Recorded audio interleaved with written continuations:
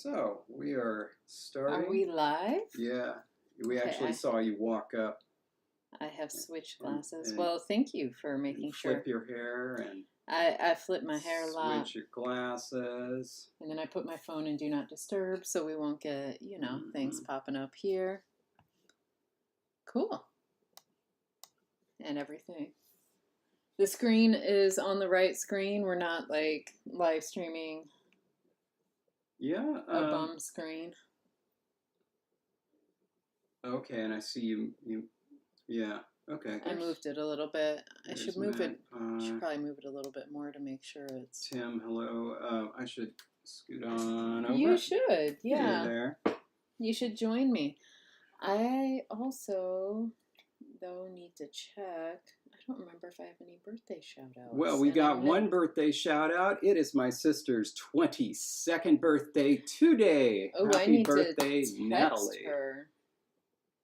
Ooh, okay. Hey, Danielle.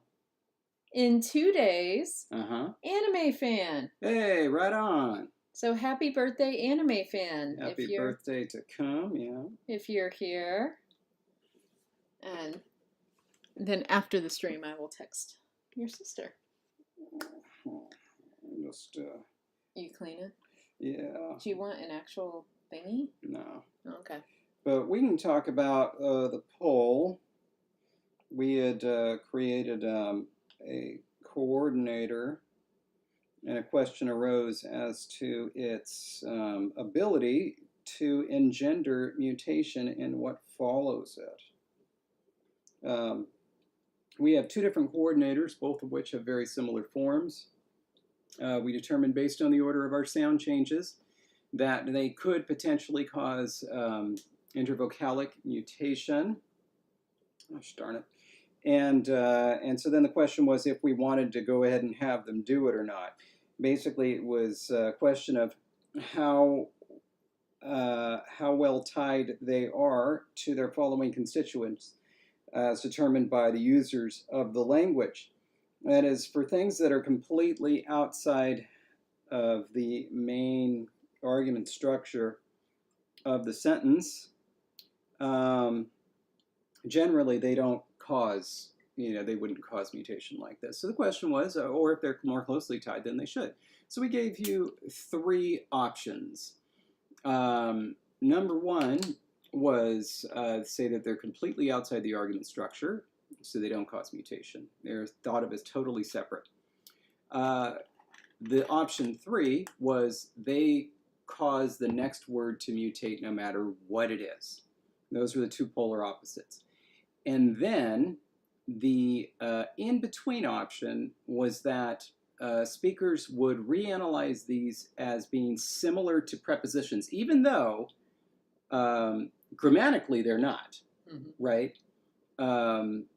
The idea is that speakers would think of them as prepositions and so would think that they should cause mutation when they are preposition-like, that is, when they're occurring before nouns, but not when they're occurring before other elements when they're coordinating sentences. Side note, yeah. In chat, there are things going on like, wait, David isn't like 26?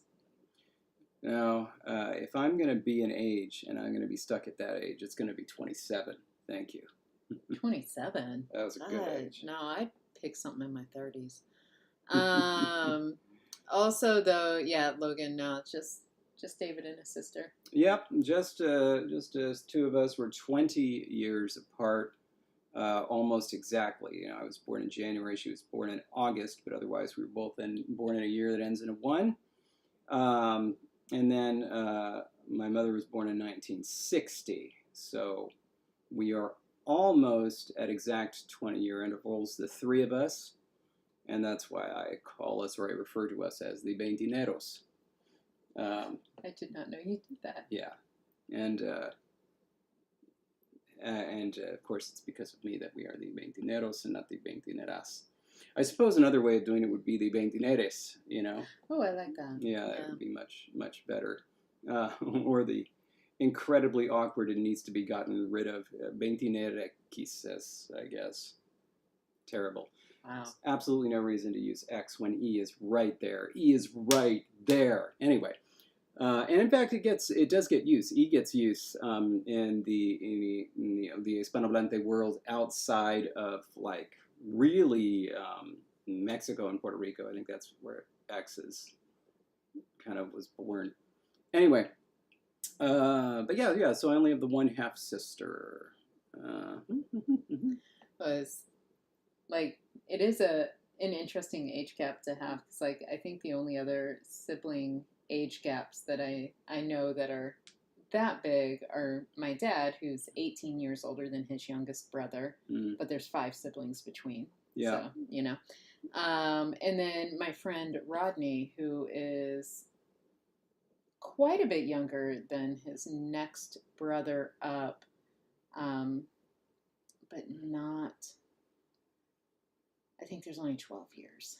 Yeah. Not 20, and he was the 5th child, and so much smaller age gaps for all of his other siblings. Yeah, Ash, my friend Ash, his older brother was I think more than 20 years older than he Oh, was. wow, so you guys had that in common. Yeah, but he also had a number of siblings, and I don't think the person I thought of as his older brother was his oldest sibling. Oh, wow. Yeah. Anyway, so back to the poll. Sorry, it was just that was coming up in chat, and I was, looking at that. Anime fan, happy birthday! Woo! That's right. Happy birthday in 2 days, anime fan. So, so this was the poll, and I saw a very good argument for each of the 3 of these. I thought they were all interesting. And for a while, they were actually tied. But whatever happened in the intervening time between like the first time I checked the poll and now, there was clustering around one option. So it was really more like 2 options were in a distant second, and 1 option was clearly in first, but everything got votes.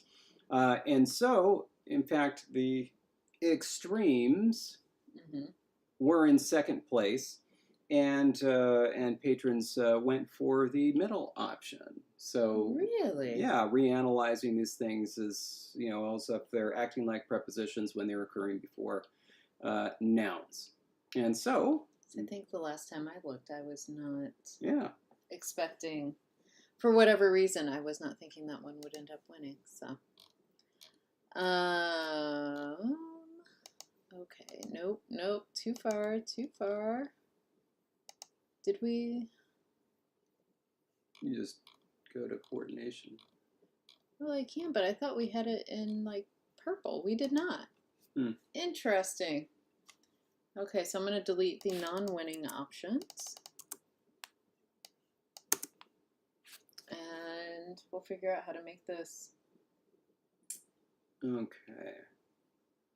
Make it fit better, because right now it's just sort of extra, and I left it all the way to the left, so it's obviously not in line with what it needs to be, so it's not edited yet. Okay, so then we need to go back up to the place where this starts. Coordination. And this is only the disjunctive coordinator that does this. Right. Well, I mean, I guess technically the noun phrases that are joined with the and, because they're technically the comitative, right? So that would cause whatever mutations as well. I don't think that we were going that far. We only said that Lu and Da were going to do it. Right? We didn't say anything about the others. With that was already. This is.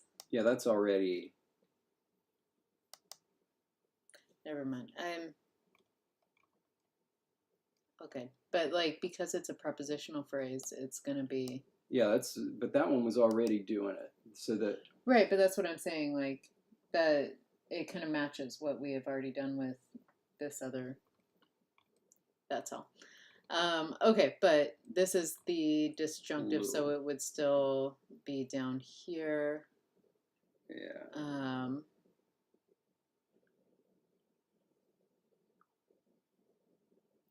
And it was only the lu, not the either or. No, it was both. Oh, okay, okay. There, that's, I see what you're saying. Now, as it happens, I don't think. No, actually, one of them does.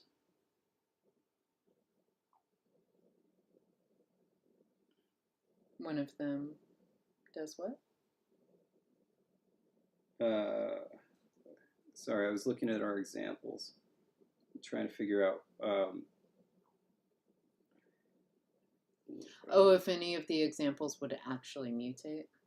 Mm-hmm. Do you want me to go up to the mutation chart, or do you have it memorized? Yeah.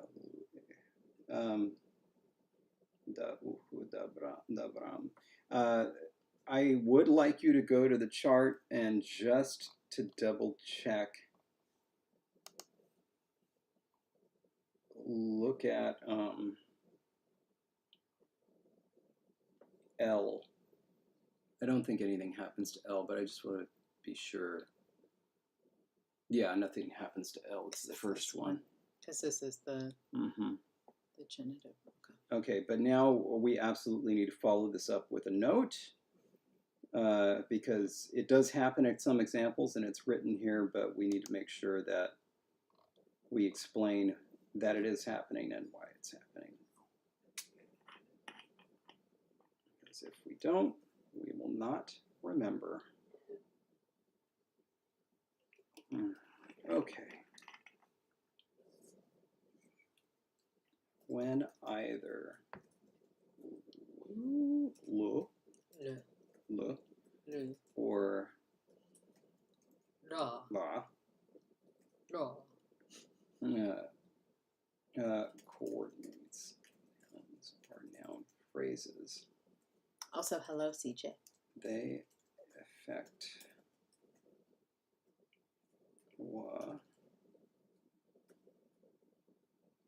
mutation in the first sound. I wanna take a moment and like applaud your use of effect as a verb in this particular sentence. Oh yeah.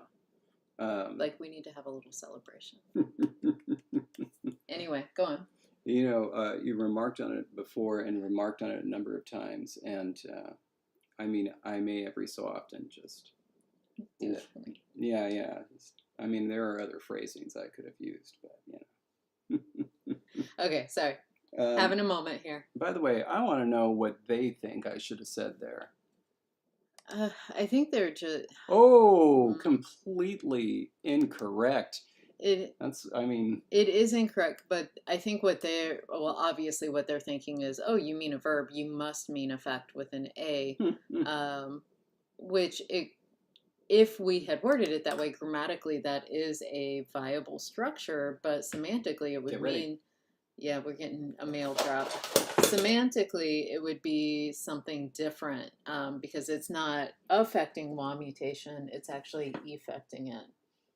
Well, it's something for me, so nothing you need to worry about. Never mind that. This other thing I think is junk mail, but I'll show it to you later. All right. We got it yesterday. I forgot to show it to you. Well, later on, Bubba. Unless you want. Oh. This is, we should probably make sure our address doesn't show up, but I don't understand. This is actually like a realty? Yeah, it's marketing your home without us or with us. And wait. Here, I was going to fold it in half and show them. Because this is, maybe it's just going to everybody, so maybe there's no address on it at all. But it's just this bizarre ad that I would never have thought was for a realty company. And when David's done looking at it, maybe he should. I'm trying to see if our address is on I think it just goes to everybody. No, yeah. Also, though, it's talking about events happening throughout Orange County, and one of them is Fight Club OC That's at the Baja very Bar and interesting. Grill, August 24th. Hmm. Hmm. Hmm. Very, very interesting. Anyway, do you want to show? Sure. Stevie Nicks cover band, by the way, is today in the park. Festival of the Butterflies. Oh, San Juan Capistrano. Yeah, that makes sense. Um, anyway, this is clearly this is a very West Garden Grove thing to do. Can you go over to YouTube and see if it actually showed up? I'm pretty sure it did, but What? see if this actually made it on screen when you're holding it up. Oh, well, that's a thing to do. Although, do you think I was too late? I don't know. I don't know.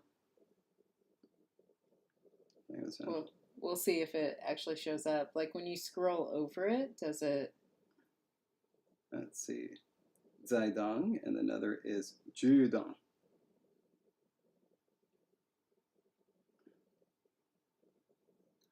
Nice. All right, forget it. Anyway. Really, David? Really. Really. Okay, well, Magpie has commented on it, so it made it, I guess, on the screen enough. All right. Away it goes. Okay, so. It's a noun or noun phrase.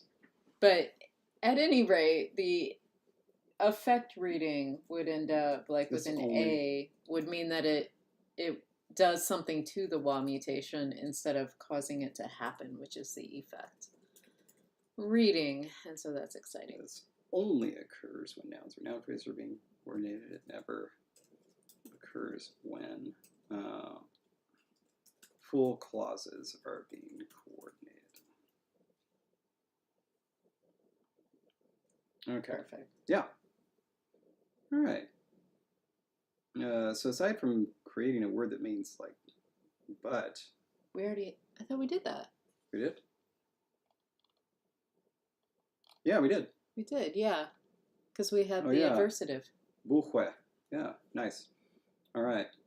That's and now we are. And we actually have two different ones. This is like the most complete coordination, section we've ever done. This is the most complete grammar we've ever done for any language we've worked on to get. No, wait. I feel like the Jacobsa grammar has got a lot in it. Oh, it does, yeah, because that we had. So maybe not complete, but like. No, I mean for LangTime. Oh, for LangTime for sure, but I meant from any language we have ever worked on together. Yeah. This is among the most. Yeah.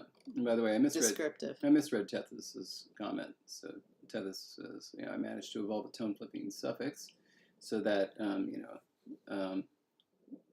du becomes tihus. No, tihus protoform becomes te, whereas dihus protoform becomes te. Oh, I see. Te. I see. Yeah. Okay. Yeah. Cool. But anyway, I misread it. I misread tone flipping as a general augmentative. So Tethys was very excited. I evolved a tone flipping suffix, as if it was the first time that they had done a suffix. I need to start doing that for everything. That's right. Now let's do some. Did you get that tone flipping remote yet? That's amazing. Don't flip your tone, Jess. It's right. Flip my tone anytime I want. Oh my goodness. Okay. All right. Were we going to go to relative clauses next, or had we decided we were going to hit questions? I mean, we gotta eventually, but maybe questions are easier. I don't know. The way I see it, relative clauses might take more work, are less likely to produce a poll question. Questions, on the other hand, are going to take less work but are more likely to produce a poll question. So what do you think makes sense to do first? Like I almost want to do questions first then, so that way we have the poll question and then we can like dig into relative clauses, and if we finish it, great, and if we don't, then you know we can keep working on it, because I guess my fear is we'll get into relative clauses and end up taking so long that it's like the end of the stream and we're like, okay, got to do a poll. Well, that's tone flipping responsibly, you. That's what I am right there. Um, and so yeah, I say let's start with questions. Decide what strategy and go from there. Yeah. By the way, the antithesis example, essentially the different the suffix. Well, actually, I don't understand. So if it's a suffix, I don't understand why it changes its tone. Is it just that it has to be a disharmonious melody? It's pretty clear why T ends up with high tone. It starts off as a voiceless stop, and so D becomes D, whereas D is a voiced stop, and so it produces low tone D when it loses its voice. So D becomes D, D, D. So that's the difference in tone. Why Hus ends up as U in the top one and U in the bottom one, I don't know.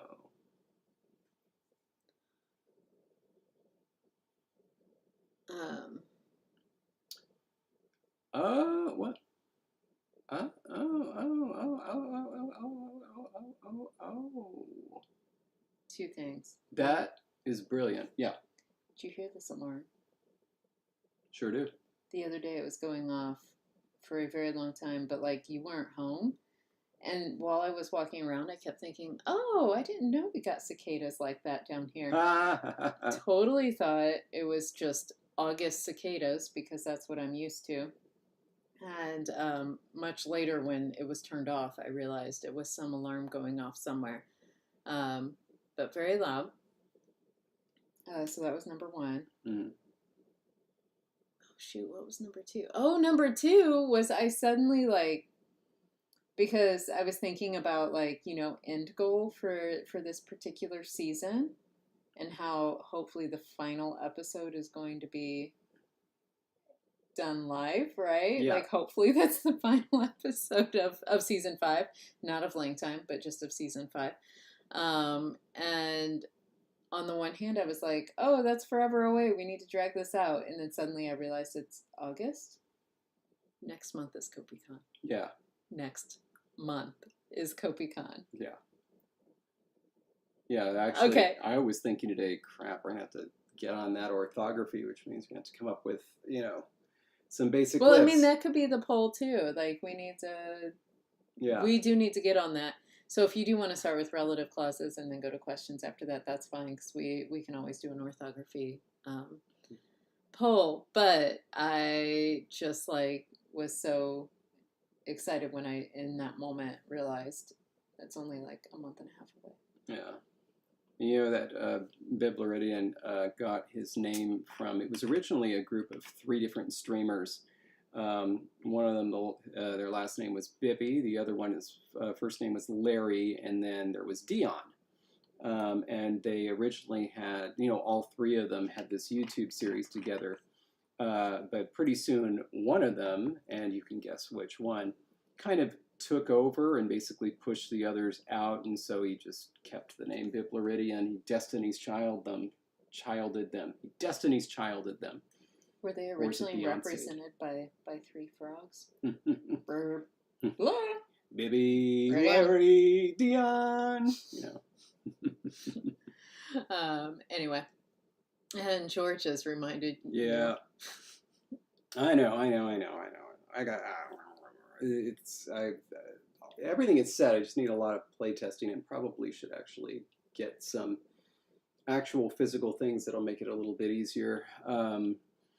But there was something else. The antithesis. So falling tones become low tones after high tones. So that's one thing. And the other thing is that contour tones are disallowed on short syllables.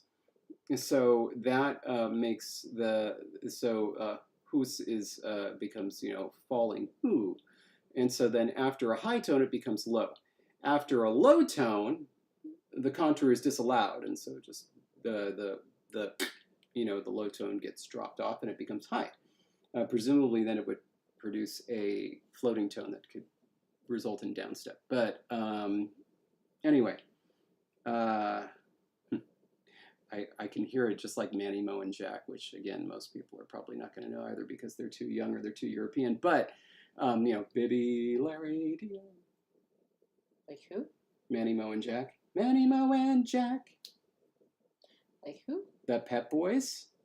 The Pep Boys? Yeah, Pep Boys Automotive Repair with their mascots Manny, Mo, and Jack. You sure that wasn't only here? Come on. Anyway. We wouldn't have created something so lame. Bib Laridian misses the sound of cicadas, so you know what I'm talking about, Bib. And David is... Yeah, look at that. Founded in Philadelphia. 1921. Fine, but I'm asking about the commercial. Oh my gosh. The company was founded in Philadelphia, Pennsylvania in 1921 by Emmanuel Manny Rosenfield, Maurice Mo Strauss, and W. Graham Jack Jackson. And also Mo Radovitz, who was also Mo. So that's why that's Manny, Mo, and Jack. I would need to see a commercial to know whether I had actually seen that before. That's fine. Like, I knew Pep Boys was a place around the country. I don't know the commercial you're talking about, and I don't know the song. Oh, okay. Well, it was from so I was wondering if that was like a Southern California commercial that only aired here, or if it's something I would have to see and it would trigger some other memory based on actually seeing the whole commercial. Wow, now this is pretty cool. Basically due to sensible financial planning, they were able to weather the Great Depression very well. How about that? That's amazing, and I am now super curious about the commercial, but I would rather, at this point, decide where we're going. Anyway, but yeah. Oh, incidentally, for CopyCon, we're down to the single digits in spots. So really, especially if you're a patron, make like double sure that if you want to come, you let me know, and in some way, even if you registered something, I went through and double checked the registers, but somebody else pointed out to me yesterday that they never got a confirmation, and I went back and looked, and indeed it was the case that they had registered and I missed it, and so I made sure that I got that taken care of. So if you think you registered but you have no confirmation email, please reach out. Yep. Anyway, so all right, we're doing yes/no questions, yeah. So I thought we did that already. Okay, we did yes/no questions. What do we do? We have like a wag. That's right. The dog is sleeping. Wag. That's really good. That's really good. I like that. So then we have to delve into either WH questions or relative clauses, which, I mean, let's face it, are basically the same thing. Right. So with the poll, though, like I specifically, you were like, I think we can think of a poll more easily with questions. I didn't know if you had in mind the kind of poll question you would want for a WH question. Or if you just kind of want to simultaneously tackle both and see where it takes us.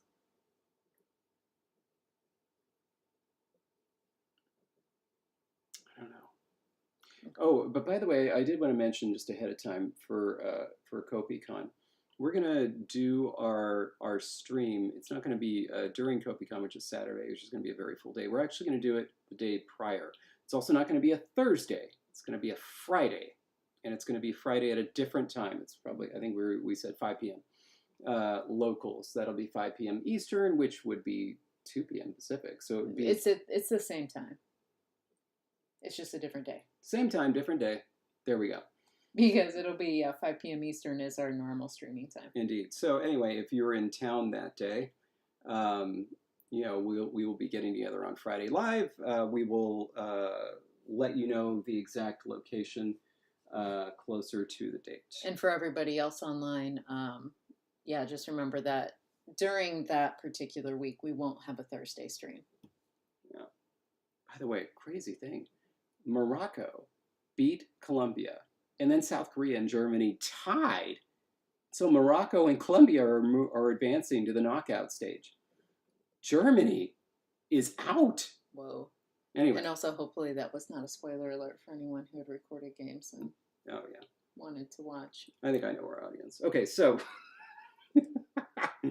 Okay. How are we going to do this? I don't know if it makes more sense to start with WH questions or relative clauses. I think we should phone a friend. By which I mean poll the audience. Poll the audience. Yeah. That's exciting.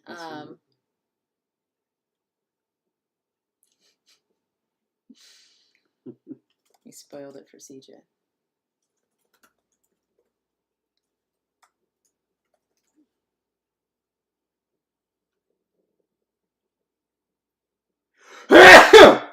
You really should have warned people more than just the hand things, because I thought you were just sending the poll out. Then the sneeze came. Yeah.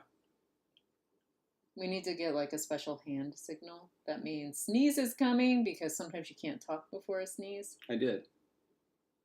That needs to be set in stone. Goodness.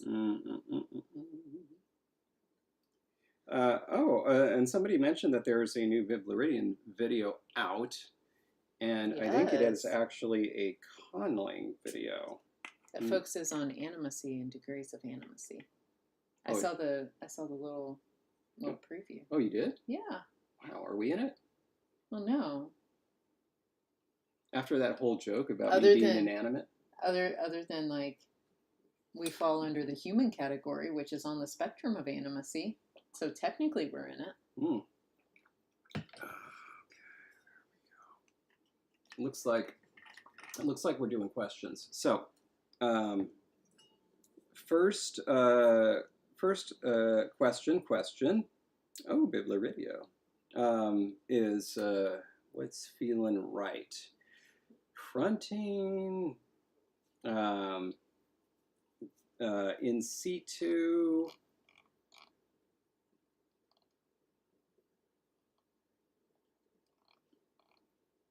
Have we done?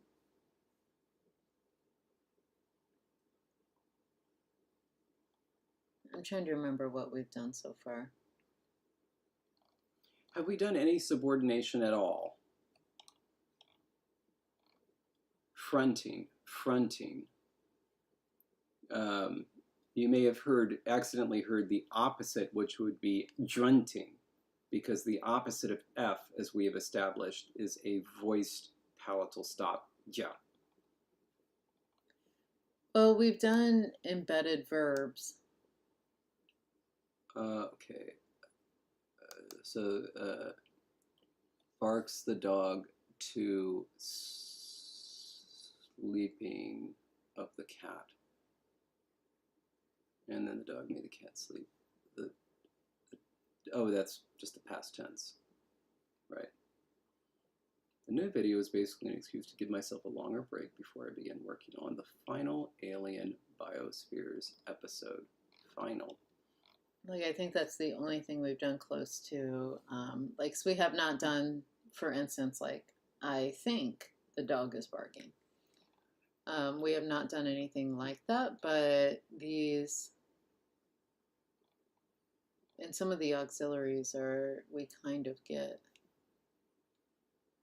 we get that same sort of situation with some of these auxiliaries, where we change it essentially to a nominal. Because one thing that we could do, I'm going to go ahead and write this up in English in the WH section. One thing we could do is say, it is what that, let's say, the dog saw. It is what that saw the dog. Um, it is where that the dog slept, and so on. Well, Alice, that's unfortunate you haven't been able to come live. Also unfortunate that the lecturer has COVID, and further unfortunate that you still can't stick around today. Yeah. But hopefully you have a good day doing whatever it is you need to do. Yeah. By the way, which class is it?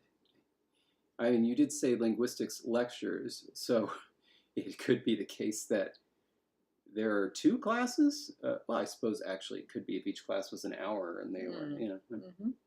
Anyway. So really, Anyway. really random side note. I have my hand like this. My hands smell really good because I rolled out the dough, which had curry and other things in it. And so my hands smell like what the bread will smell like, the bread part of our beef patties later. Oh, Jesse's making, for me, like Jesse's made so many wonderful, wonderful dishes for me over the years because she's just an incredible cook. Oh, thank you. But what she's making today is my favorite so far, which are these Jamaican beef patties that are just incredible. Just incredible. And the dough is resting in the fridge as we stream. So right after the stream, I can dive in and finish them. Alice, we meant what linguistics? Like intro to linguistics, phonetics, semantics, and so, or what? That's what I was curious about. Anyway, so this is one possibility. Option A, which is prolix. We'll call this prolix fronting. Option B, saw the dog. Saw what the dog. Slept the dog where. This is basically in C2. Okay. CJ, I didn't mention onions. And while David will definitely eat things I make with onions, I also made a deal with him that as long as I could find fresh fennel, I will always replace onions with fennel in our recipes. It's just incredible. And so there's going to be fennel, not onions, in our Jamaican beef patties. Ooh, first year, so it is Ling 111 intro. And this particular segment is on phonetics and phonology. Nice.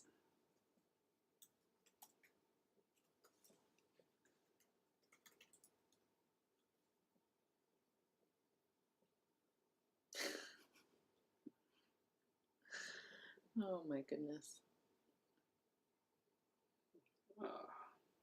And now what is option C? I'm excited to hear what this is going to be. I was trying to figure out how I felt about fronting.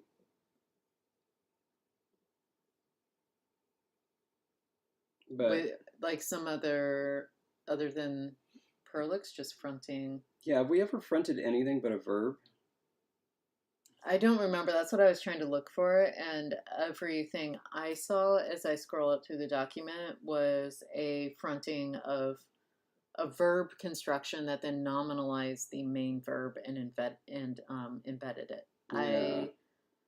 I couldn't find an example where it's just like some non-verb fronting. Ordinarily with verb initial structures. Oh, Danielle. CJ. Indeed, I do. Ordinarily, verb initial structures have this pre-verbal spot where things can sit, and that's usually, and I think that was what I was thinking we would go towards when we started the language, but then we didn't. That's right. So I feel less good about just fronting. If it's going to be something that's fronted, I almost want to do like instead of option A, where it's something like a thing that means like it is what or something like that. Um, a construction that would end up being a preposition phrase that gets fronted, and it's like a Oh, whole sort of preposition phrase type thing. this is a verb. Um, right, but a preposition phrase would not, I mean, it would come from a verb, but it would no longer be analyzed as a verb. And so that's all I'm saying is the only thing other than what you already have for option A that I would Okay. see fronted in this language is potentially a preposition phrase, which again Yes. starts its life as a verb. So it kind of makes sense. That will work for everything except for a subject. What do you think Right. we should do with a subject? But I totally see what you mean. And so it's actually going to be very similar. This is going to be, we'll call this PP fronting. And so these, wait.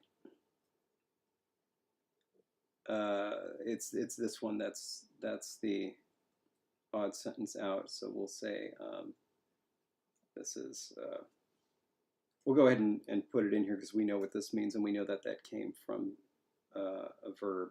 Yeah. And this one would be O. And so then this one. Before we tackle that one, I do want to say, Danielle, like, super awesome that you are growing it yourself. That's amazing.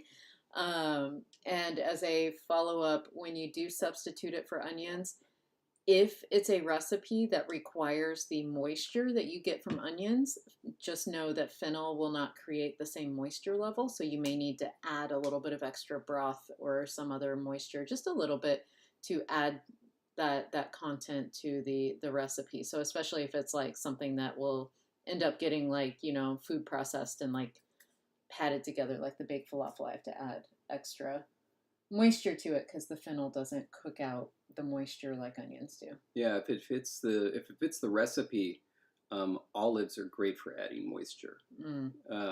Because man, you just can't get rid of the moisture with olives. But that's an oily moisture. Yeah, failing that, you can try root beer. That is a very moist substance in my experience.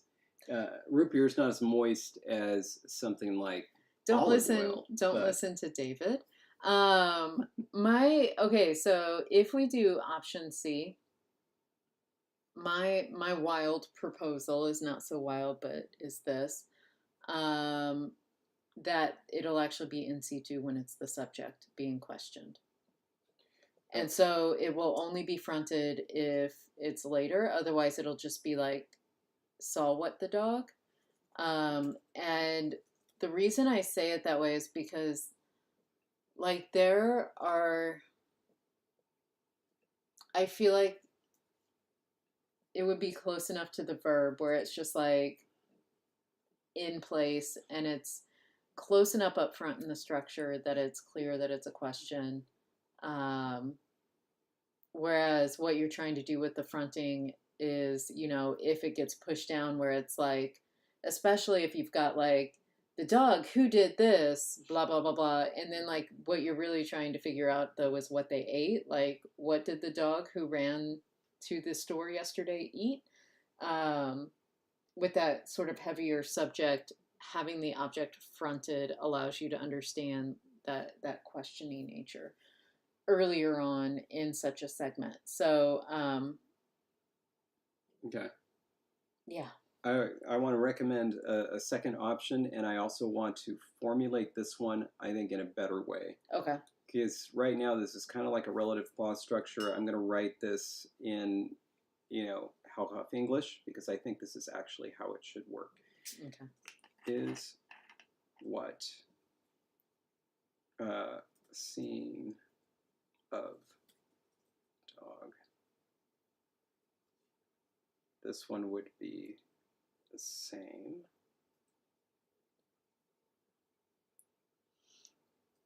Right.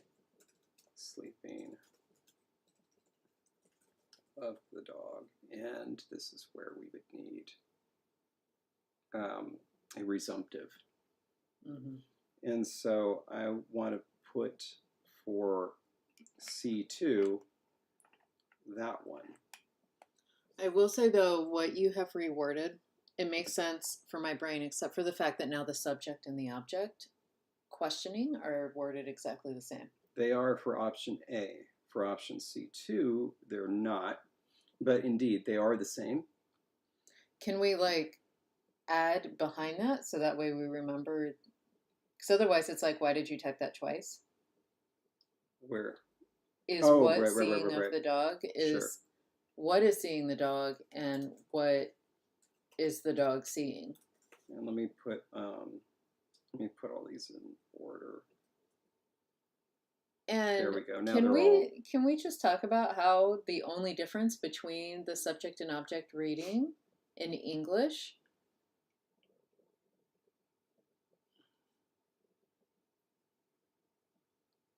is the what is seeing the dog, what is the dog seeing? Yeah, and also like that is so interesting. I don't know why my brain was just like, that's so interesting. Like, yeah, the word order flip, which I was suggesting here, it was probably prompted by the fact that we do the same thing in English. Yeah, like, because if it's the subject, there is no flipping. Yeah, like what is licking the dog? What is the dog licking? Same thing. And like the only difference is whether that main verb is flipped out where the auxiliary stays in place. And of course, in German, what is the dog licking would be different. Yeah. Yeah. Anyway, sorry, like my brain just suddenly was like, whoa, that's really cool. Yeah. So languages are cool. I think that option A is a cool option because we've had this ambiguity elsewhere in the language. And so it's something that I think that users of the language wouldn't find surprising. I like this one because nice and clear, nice and simple.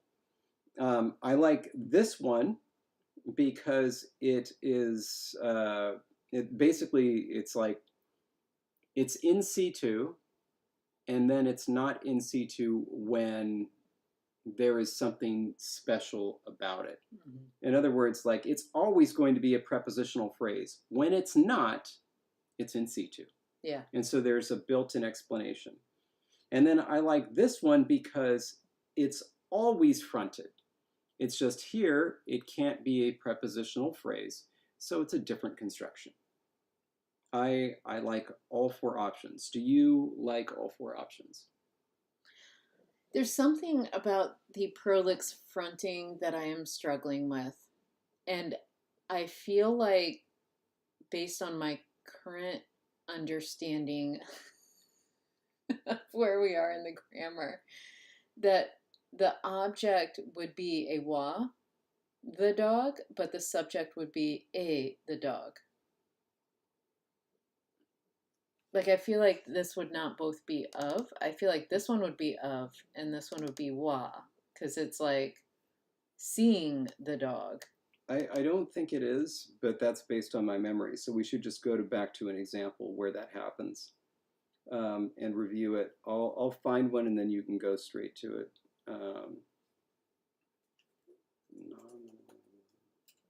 Should be enough.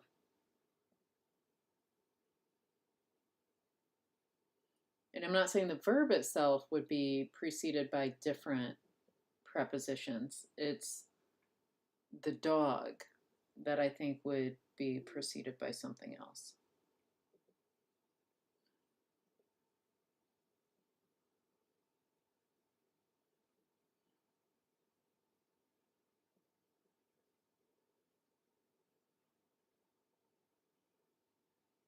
And although what David is looking at right now.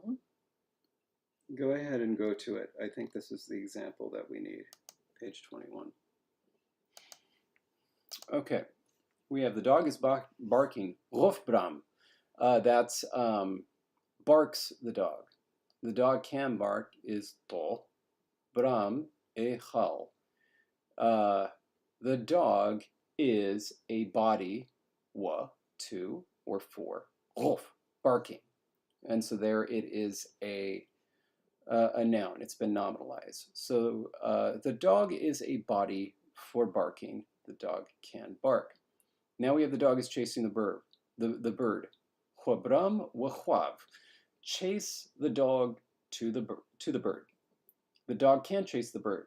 Tobram echal. The dog is a body. Wa for. Hua chasing a chwav. The dog is a body for the chasing of the bird.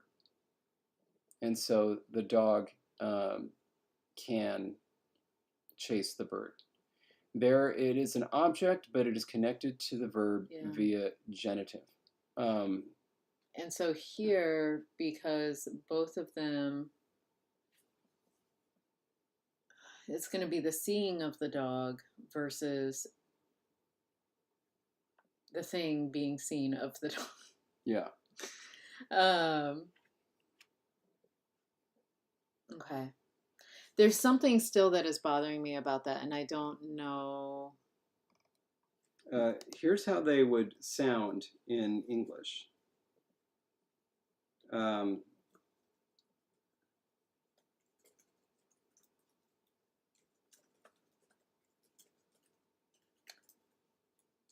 said they one time heard somebody say situ for S-I-T-U. In situ. It's in situ. Oh my gosh. The love is inside you. You just need to let it out. That could honestly be a kind of mnemonic device. It's inside you versus out you. Yeah. You know, what are you doing is out you. You are doing what is inside you. Oh my gosh. Okay. Okay. Does this help at all? Because this is how it would actually be if it were English. But we're going to have to use the copular. Is that correct? Yes. And so if we were putting it in the past tense, it would be like, what was the scene of the dog, and so on. And the copular, reminding myself, but where did it come from? So what is giving off the scent of the seeing of the dog? Mm-hmm.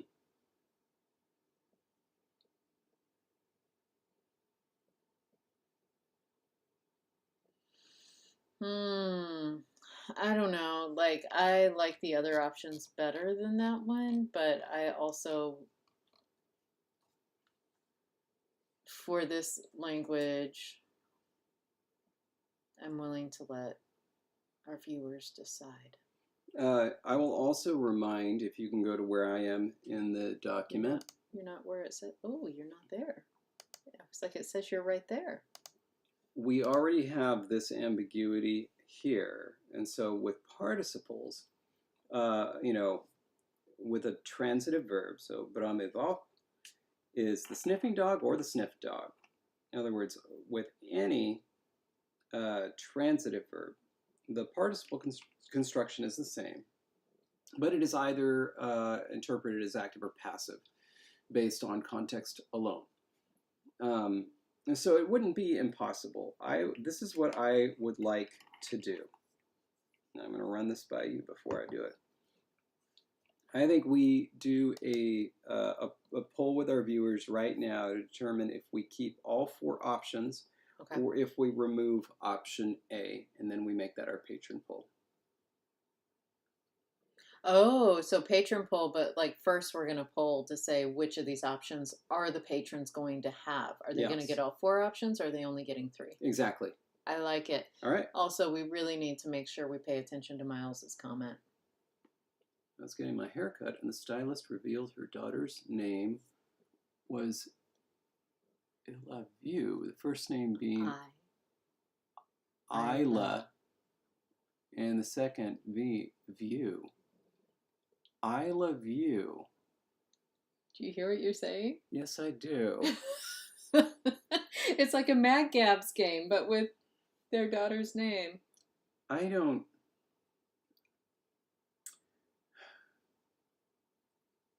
So, there it is. Okay.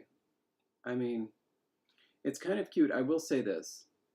There is a Turkish name, Ayla, A-Y-L-A, and it means blue. Very nice name.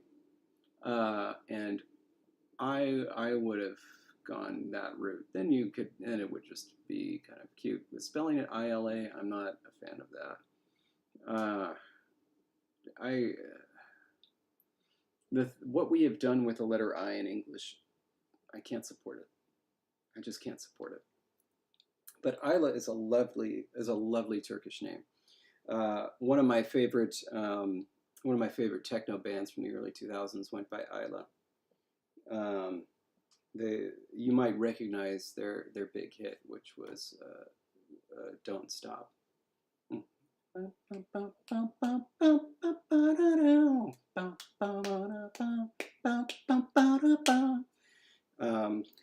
They also Anyway, did "Angel Falls," if you know that one. David's going to write up a poll. Yes.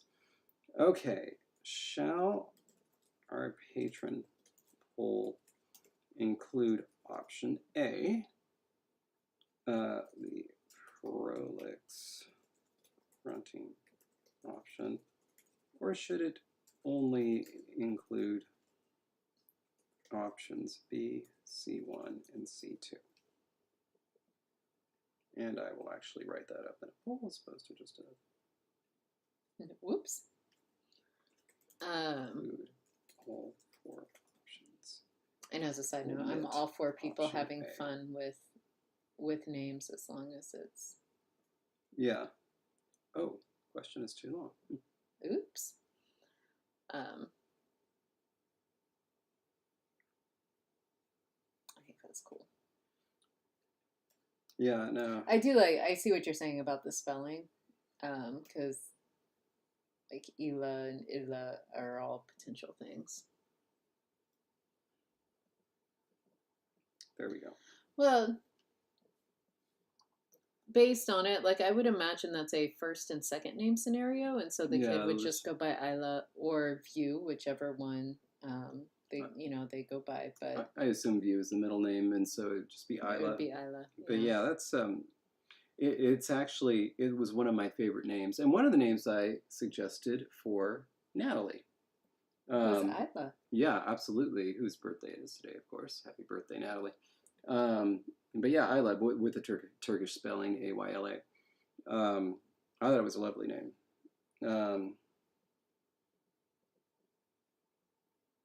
Yeah, first middle name. It's really only in certain areas that you get first and middle name always put together. Mm-hmm. And most of the time, that second name is either Joe or Jean. Or Anne. Or Ray. But yeah. So Anime Fan, yeah, prolix fronting is this option A over here. And so it is right there. But anyway, yeah. It says my grandma always went by her first and middle name, and like she legit didn't. If somebody just said her first name, she did not recognize it as her name.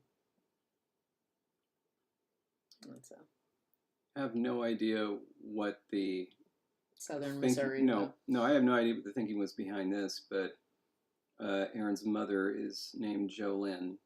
Her sister is Carlin, and her other sister is Lynette. Interesting. Like there has to be a thinking. Is Lynn a family name? I don't think so. That is fascinating. Her brother, Charlie. Not Charlene. Mm. Nice. All right. So how is our? It's getting pretty close. There's one more vote out there, and I think one more vote could tie it. It could tie it. Fascinating.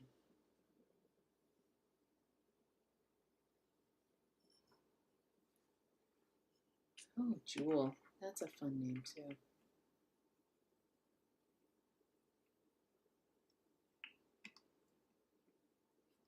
Boy, this voter is just refusing to vote. This is going to be like that movie. What was the movie called? Was it Swing Vote?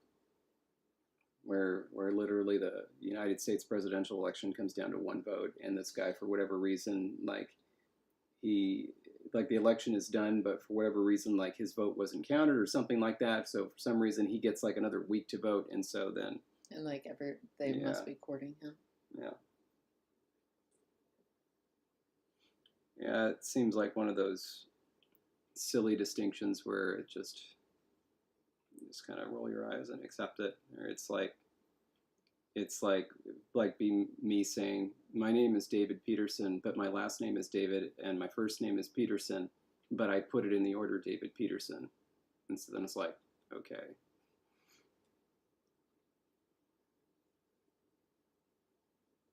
Really, I don't think that one person's going to vote. In fact, I think the pressure was too much, and they just left.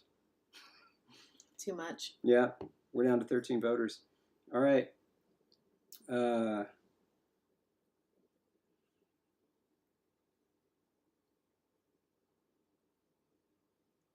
yeah, Logan, it is a common Southern thing. Oh, Nope, there it is. There's that vote.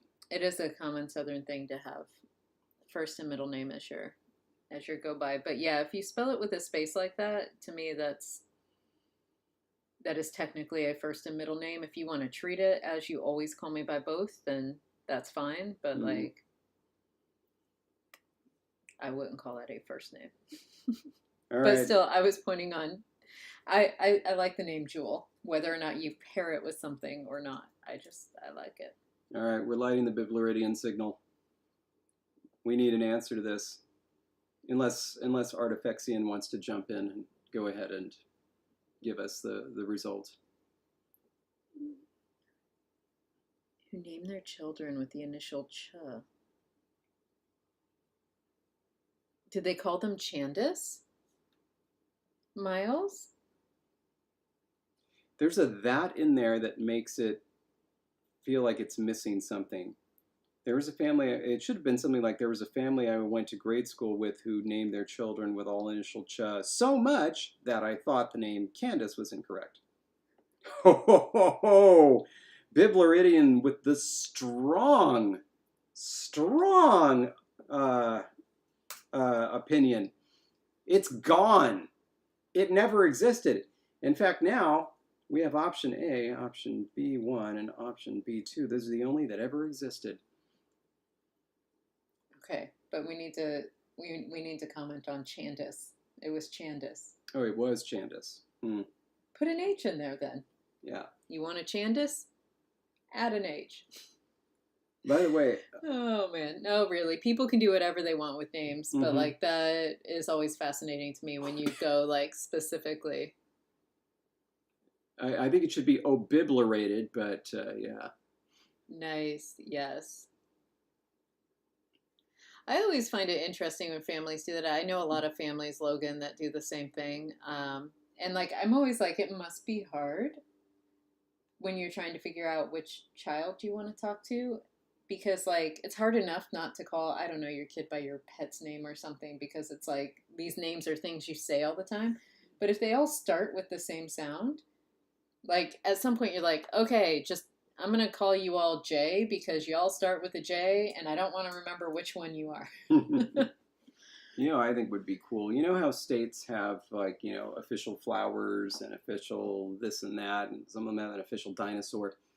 What if, you know, with each child they had, you know, their name, but then they also had an official like hexadecimal value, an official flower, and so on and so forth. I know what my official flower is. Daisy? Yeah. All right. And so, Jessie of the Daisy variety. And what else do I need? And my color is pink. What's your dinosaur? My dinosaur is the Brontosaurus. I almost forgot its name. Wow, yeah, see, because I'm, you know, rose, obviously. Orange, obviously. Ankylosaur, obviously. Nice. Okay, but here is what we need to do right this moment. We need to celebrate because Bibluridian got rid of the option I was not comfortable with. So thank you. Biblurated it. Thank you, Bibluridian. And I'm ready to celebrate with Kobe Cow. Woo! All right. Woo! Downtime episode. That's up from the show Downtime Abbey, where it's just Downton Abbey, but basically you just see what the characters are doing when nothing is really going on. So it's just like, yeah. That would be interesting. You just see Lady Crawley, and she's just like drinking tea and like reading a newspaper. A cuppa? Yeah. Just for like 45 minutes, that's it. Or is she just looking at the cuppa? Cheers. By the way, cuppa is one of the many Britishisms I just despise. That's really? one. Yeah. Oh.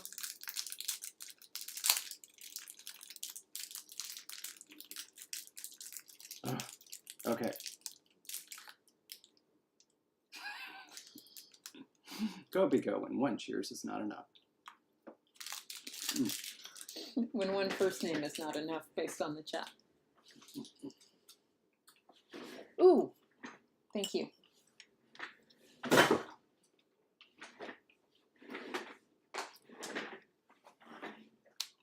Okay. Okay. So now that this is going to be the patron poll, you want to jump over to relative clauses? Mm-hmm. Yeah. If for no other reason, then I think if we make some decisions here, we could at least get a potential pronoun going. Yeah. So I hate to recommend this, but I feel like we have a relative clause strategy that already exists. And that is we simply use participles.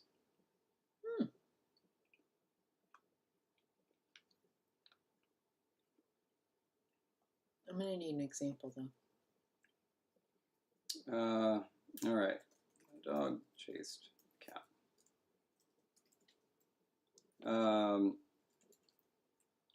What's a relative clause? How about who was sleeping? Oh.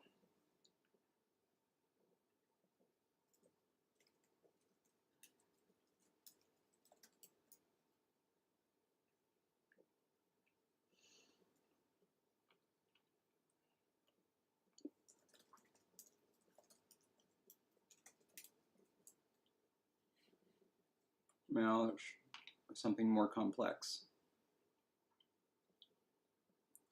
Well, what if it's like the dog who buried the bone chased the cat?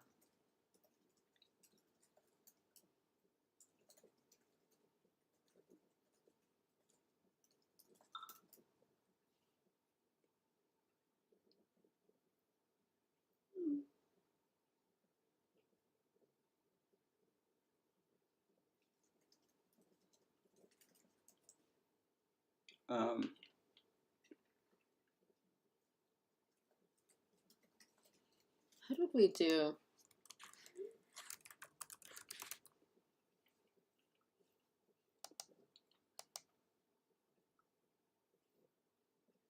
Okay, so it's either. Okay.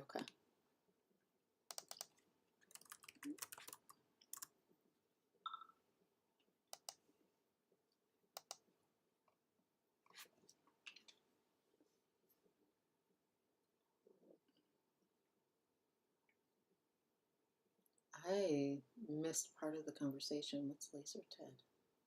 I don't know. And yeah, I can see once you put a space, legal documents will get very confused about the first name, which is why so many people who have multiple last names end up having to hyphenate them if they want it kept on government documents as a single unified last name. Mm-hmm. Otherwise, they see the space and it assumes that whatever the last name is your actual last name, even if you desperately want it to be like your two last names. Yeah. By the way, we just finished watching the first season of Good Omens and have started the second. And one of the characters there has a name that reminds one of bygone naming strategies and trends. So like one of them, their first name was "Thou shalt not commit adultery." That type of thing actually did happen, where it was like your first name was an entire sentence and it happened in English, and it was I think it was a fad in America in the 19th century in certain parts, and then also earlier in England, where they were just like an entire sentence or a noun phrase was your name, and it was either first name or last name. They did stuff like that. People have done crazy stuff with names in every nation on the planet all throughout history. Yep. His full name was "Thou shalt not commit adultery," Pulsifer. Oh, wow. Oh, look at this. Danielle says my great grandmother's first name, mind you, first name was Purificación de la Virgen, which is purification of the Virgin. And Tethys, we see your comments. I'm not sure how YouTube is silencing you, but sorry about that. Oh, wow. With nicknames? So Magpie says several variants of the name "If Christ had not died for your sins, thou wouldst be damned" existed. That's a whole name, and usually they were nicknamed "Damned." Which, if you've seen Good Omens, that's a tiny bit of a joke with "Thou shalt not commit adultery," Pulsifer, because a one character in particular shortens it to just adultery, and that does not make Monsieur Pulsifer very happy. And so that's all I'll say. So that's not a spoiler, I promise you. It's just like a tiny little tidbit from a much larger thing. Anyway, so, but yeah, I think that this basically works. And I think that basically works. And I think that it's actually a common relative clause strategy. I'm going to go to Graham Bank. And let's see, relative.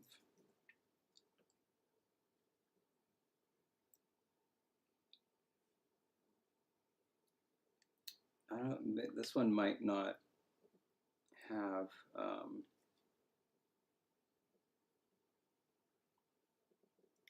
I don't think that one has. I think Walls does. How you want it to be worded. Otherwise, you just have to look at examples based on the different ways they formulate the relative clause questions.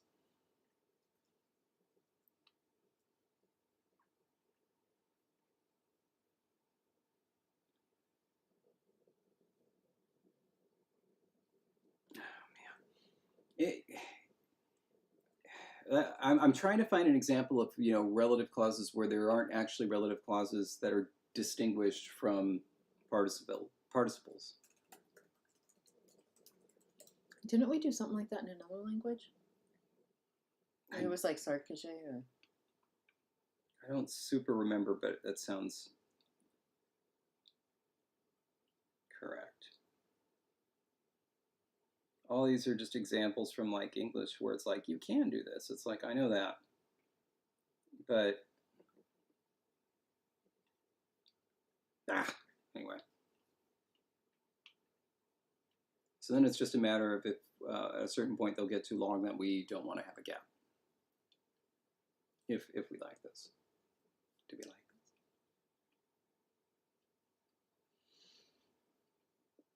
this? I like it based on concept.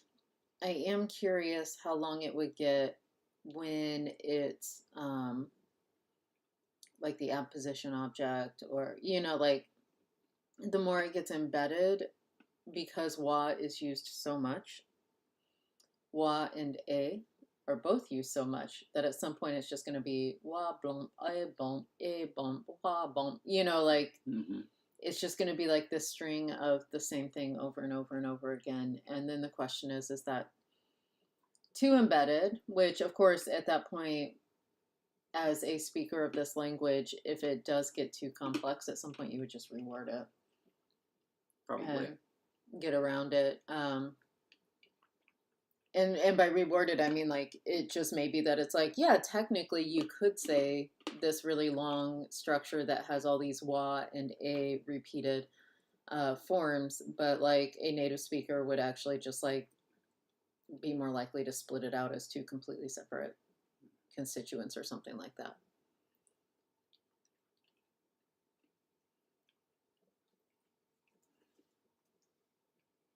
This is what I think we should do.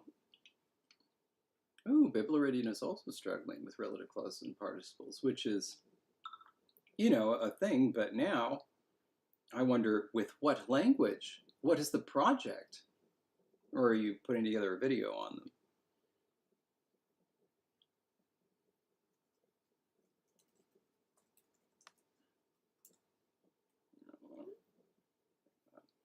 Much less volume.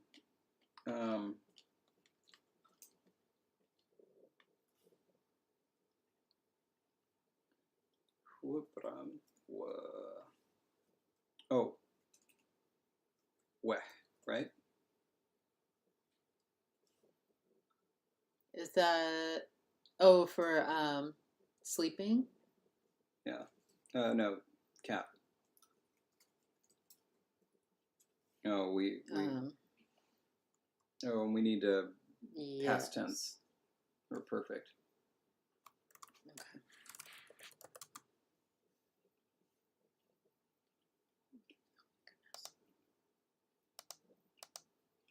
Oh, I should have just gone backwards. We don't have Wait, perfect? That was it. For intransitive verbs. Did we not call it the perfect? That's what I'm very confused about.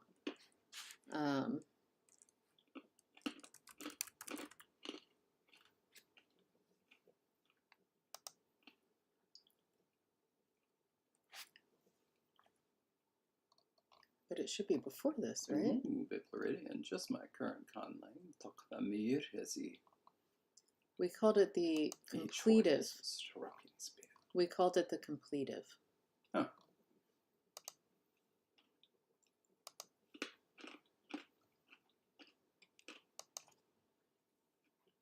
I'm sure we had a good reason for that, yeah. I'm going to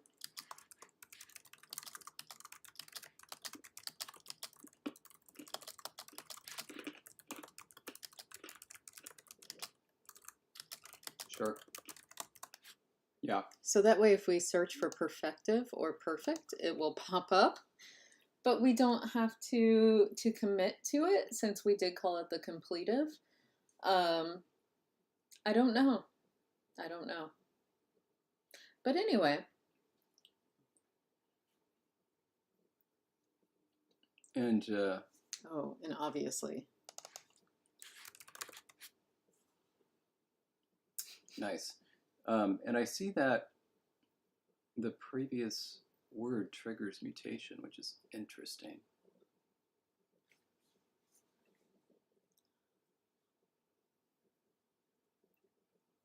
Oh, for the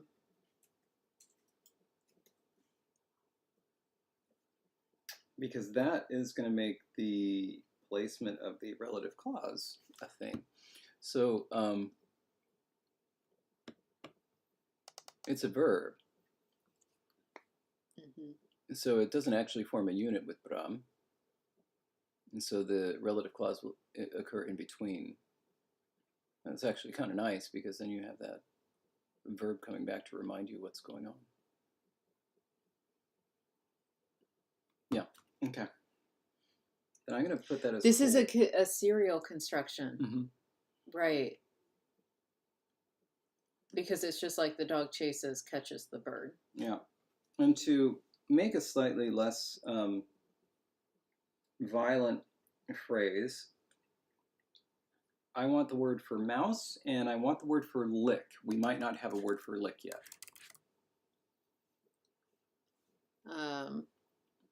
Uhu is the word for mouse, or uhu. Yeah. And both are ugh. I thought we actually did. Yeah. Lai is to lick. Okay, it's Lai.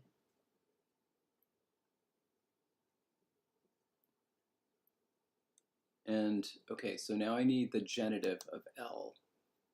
Well, it doesn't think you've typed lick yet. I haven't. I typed licked. Right, but if I search for lick, it will show up for licked. Oh, sure. But it doesn't think you've typed it yet. okay, L. It becomes zeroed out. And so then it would be I, right? No. I? Wait. Its form would be I. But the thing is, the reason it zeroes out is because the L becomes a ya and then it disappears. Mm-hmm. So shouldn't it be ah? Oh, like I. Oh yeah, I. Yeah. Yeah. That's awkward. Super awkward.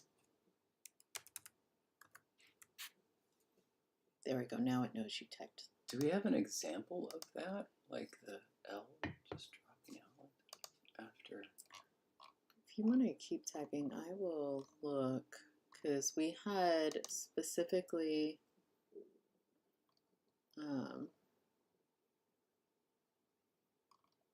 there were a couple places we typed examples, but I don't know that we ever did an L. Wow, this is, holy crap, this is bringing up more questions than like, there's so many and they depend on, so it's like, we'll have to come back to that. But yeah, let's first see about L.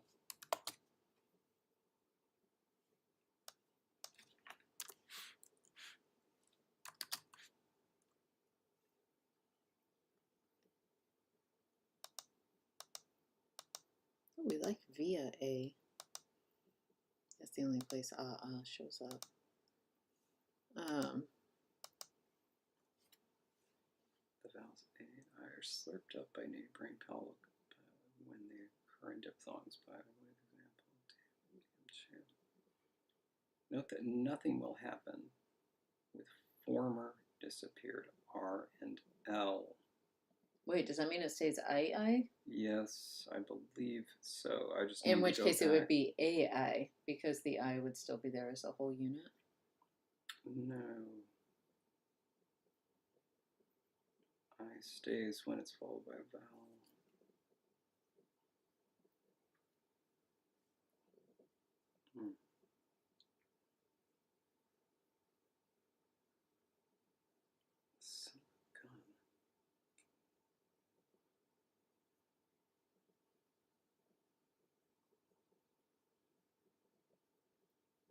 The question. L and what become R and W in all circumstances.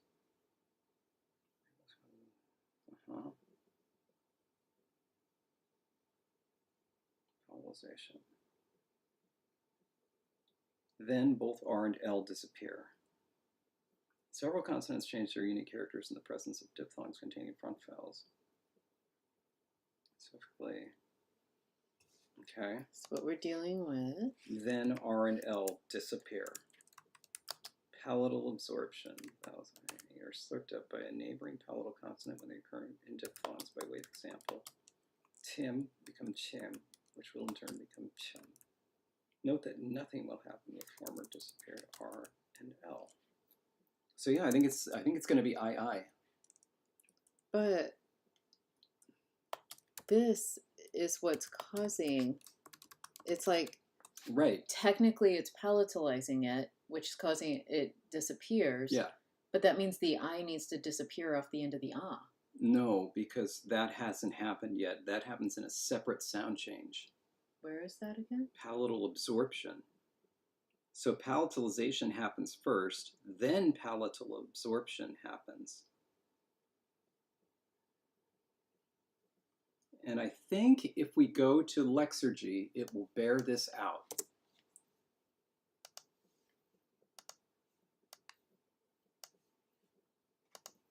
Can we put space, or do I need to put I think you together? can. So it's just AE and then space LAE. Let's see. Yeah. Yeah. Yeah. But if we get AE, TAE. Exactly. Okay. Aye. Aye. My goodness.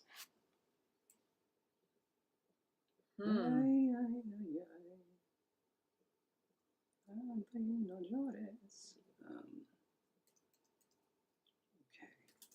Okay, that answers that question. So,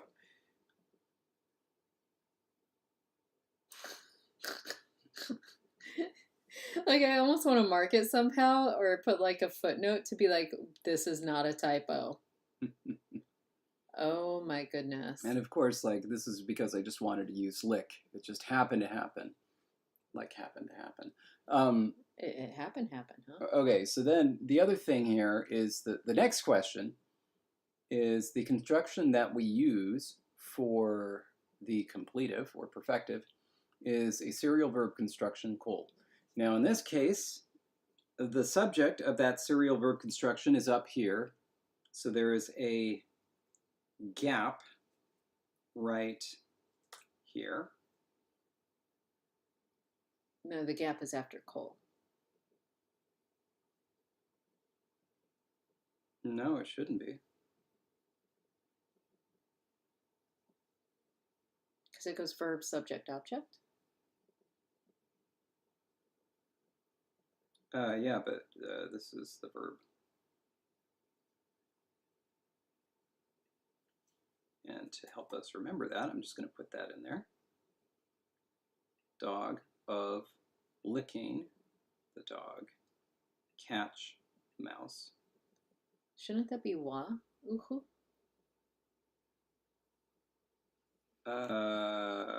Yes. Yes, it should be. So that should be a V. Thank you. What I'm saying though is that technically there's the serial verb construction has a gap between the coal and then the object. No. No, it doesn't. So, okay, never mind. I don't think you understand what I'm saying, so I'm gonna stop. I do. So, here we go.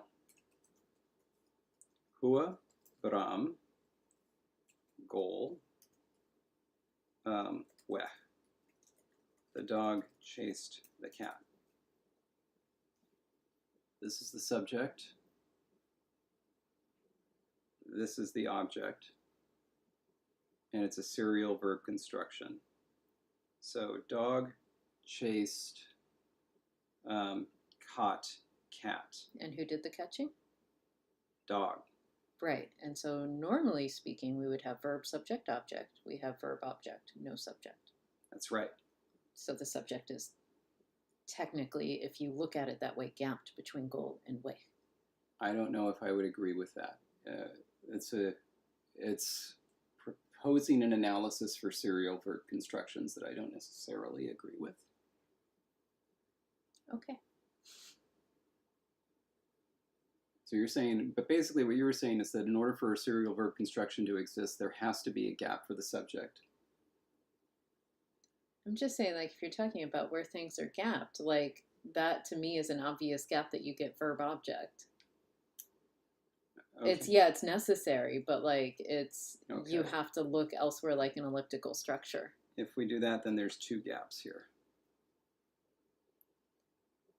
I'm not saying you have to put a gap there because this is a set construction that we've already established. I'm trying to explain why when you said there's a gap here, I said, oh, you mean between coal and way? That's the only reason I said that. And you acted like that was the stupidest question I could have asked. And so I was just explaining myself. I'm not saying that we need to put a gap here to represent it because for this construction, we're focusing on the gap in the relative clause. I didn't mean for to make it sound as if it was stupid. I apologize. It is. It's definitely. It is one way to analyze serial verb constructions. It wasn't the way that I was doing it, and so I didn't. It just didn't register because I thought. I mean, this one is the relative clause gap. This is the gap that wouldn't be there in a normal one. But we might as well put both of them in there.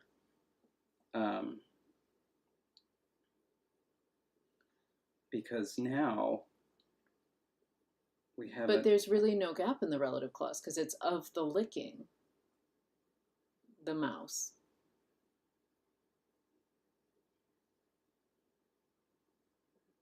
So the subject wouldn't be repeated in a participial phrase anyway. But would... What do you mean we don't have... Do we have participle? There we go. We did not use participial We didn't use ever. the word participial, yeah.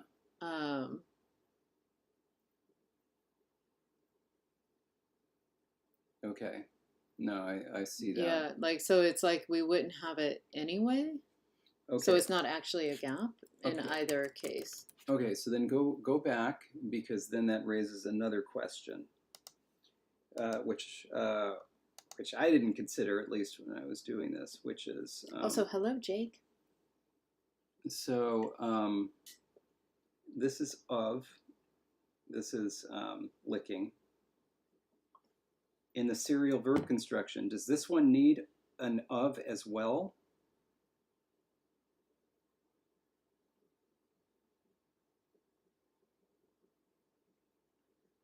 Feels like it might. And this thing could get pretty long. I'm going to say if we do participial constructions as the relative clause strategy, it wouldn't be marked for completive. It would be ambiguous in the same way that you don't know whether it's a chasing dog or a chased dog. I don't see any reason why you couldn't. And the same goes with a participial construction. Because it's just a verb. But it's a nominalized verb. Yeah. And so at that point, you're abstracting it to the point where it's a noun. And it's not, when you treat it as a noun, it's...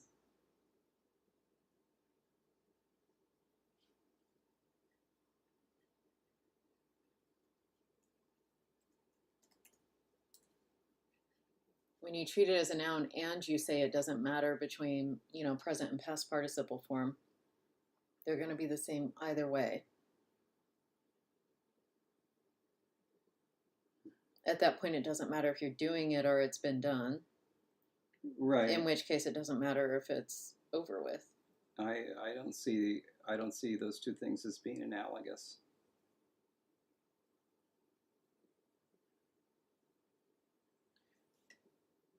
Also, shouldn't there be a double gap in here?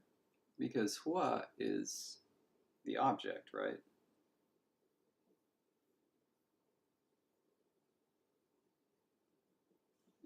And goal isn't actually nominalized. It isn't serving as the object. Otherwise, it would have what in front of it?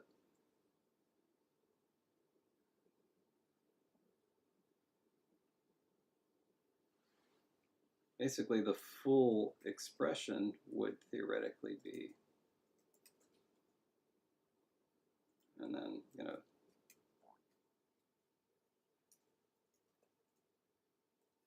that is.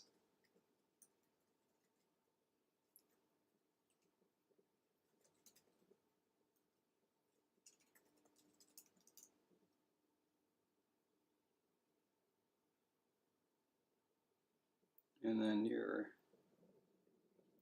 deleting the ones in brackets.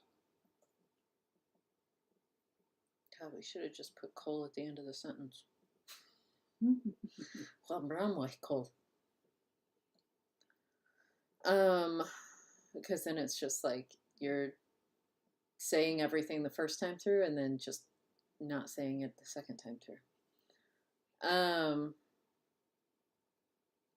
To get through the discussion on what we should do for the basic idea of relative clauses, can we just switch everything to present, like ongoing?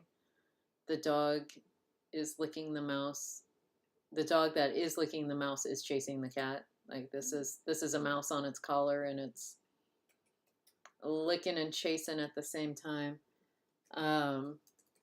Just to see if we like the strategy before our brains break, or specifically my brain breaks, for how we're going to deal with all the particles that we have, because we've got so many verbal particles.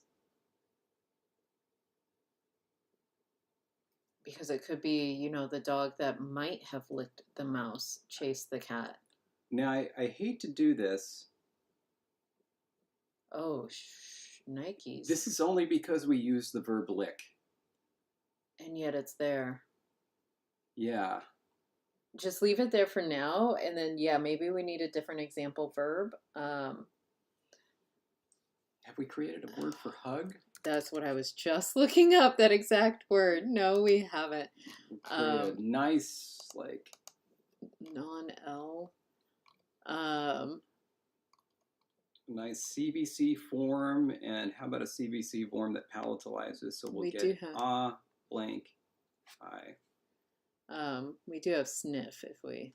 Perfect. Perfect. Okay, does that one palatalize? Let me go to the F. We get the V. The. But it's not palatalized, so we would still get the I, right? It would be A. Or A, I mean. Eva. Eva Fayuhu. Fayuhu. My goodness. And that, I had the right vowel there, right, for sniff, right? It was the schwa. Yeah. Because it's the... Yeah. Oh my goodness gracious. And in fact, so we don't get, I'm going to change out lick just so that we don't get confused up here too. When we return to this, makes things a lot simpler.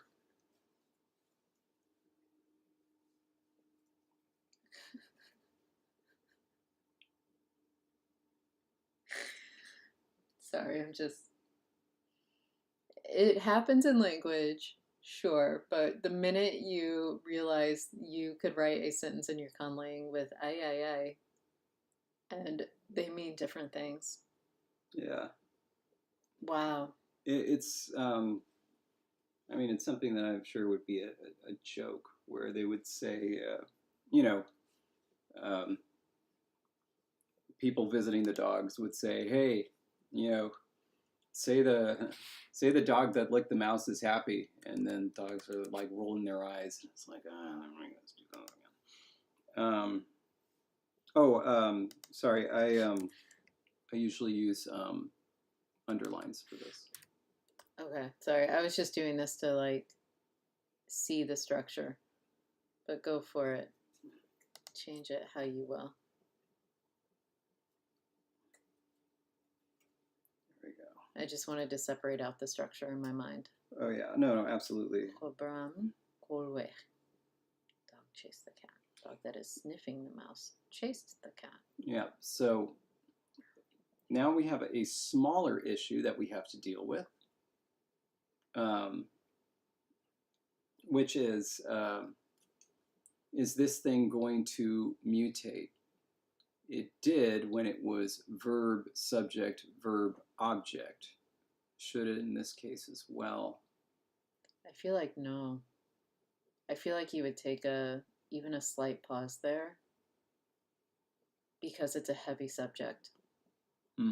It's not hobram kowe or hobram kowe.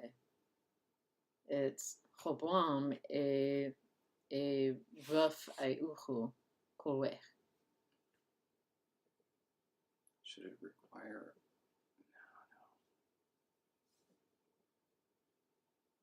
No. We got to make a note of that.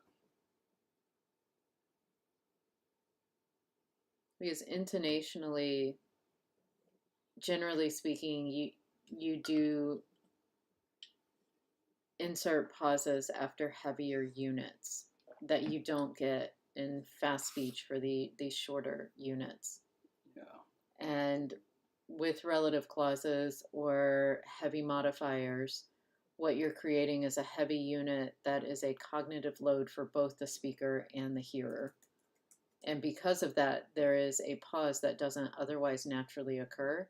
And that pause breaks it up just enough that I don't think the mutation would be triggered ever, because the only reason the mutation is triggered in those shorter phrases is like these really short, you know, like the dog chased the cat is a really simple thing that you would say a lot. And eventually you just kind of like push units together where ko is really at that point being seen as a function word that can be mutated more easily.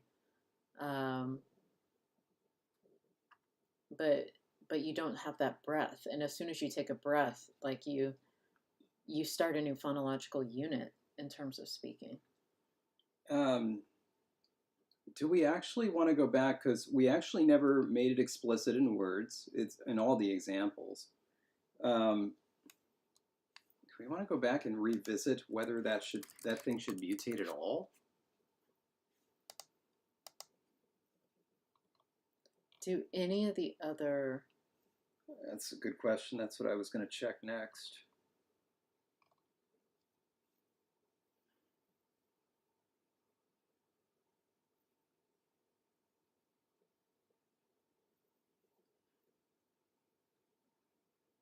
I don't know if there are other serial verb constructions.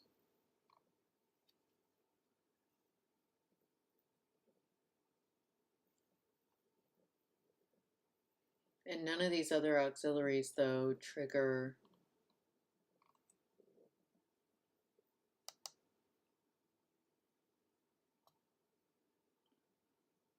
It makes it look like Brangol should be a unit, but it's not. Like syntactically, it isn't.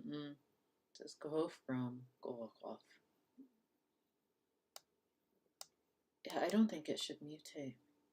Yeah, I don't either. Like it doesn't have a preposition before it, so It's like, because it's at this point just basically saying the noun in front of it is triggering the mutation. yeah. And that is not something that we've done in any other case as far as I know. Yeah. That is. I still haven't found one. I mean, the prepositions which came from verbs, they don't mutate. Miles, nice.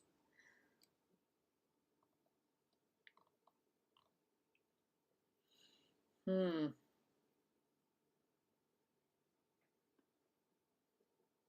Oh, and the only other one to look at.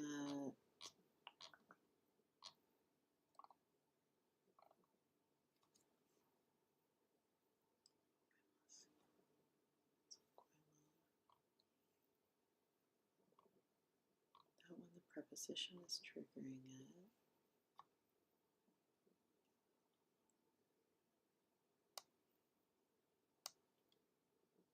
Yeah, I don't think it should. Huh. That is so weird because we didn't comment on it. We just kind of decided that it would be. But yeah, that is. I almost wonder if, because when we did that, that was early in the verb thing, and we only had those three prepositions really, and it was like, let's keep reinforcing this mutation thing. Mm-hmm. But I think it's now reinforced in the syntactic constructions so much because wa and a especially get used so often that we don't need to worry about like why it was preserved. Yeah. I don't think cool should, because you're absolutely right. Even if you say it in one breath and it creates a phonological unit, there's no syntactic backing for why it mutates, but like other things don't. Like Yeah. why wouldn't Habram also mutate? Like why Yeah. not? Like why wouldn't it be Havram at that point? Like at that Yeah. point it should be like everything's Everything. Yeah. making it mutate. Okay. And so no, and also where we do have mutation, the preposition which is based on the verb does not mutate itself, Yeah. except at the ending where it meets, like where I becomes a or Right. but otherwise it doesn't mutate at the front. And so this Exactly. is the only one, and it does not make sense. Okay, I'll go through and make all those changes. I wanted to double check since I was looking at that. I still think that your explanation made sense. In other words, if there was mutation, I see why it wouldn't with the longer. Yeah. But yeah, this totally obviates the need for that. And okay, so yeah, I'll go through and make all of those changes now. Okay, I know what to look for. Yeah, and I'm just double checking. And you're right, we did not comment on that at all. Mm-hmm. It was just like, oh, look, we could do this. Let's do it. Yeah. so unlike us, David. Okay, so now we don't have to worry about the cold for a cold wave. Yeah. At the end of the dog chase the cat. Now the next one is, okay, we don't have any more that are like that, and good. Those were the only examples of that. Okay, we should be 100% now. And that is, sorry, I'm going to go back.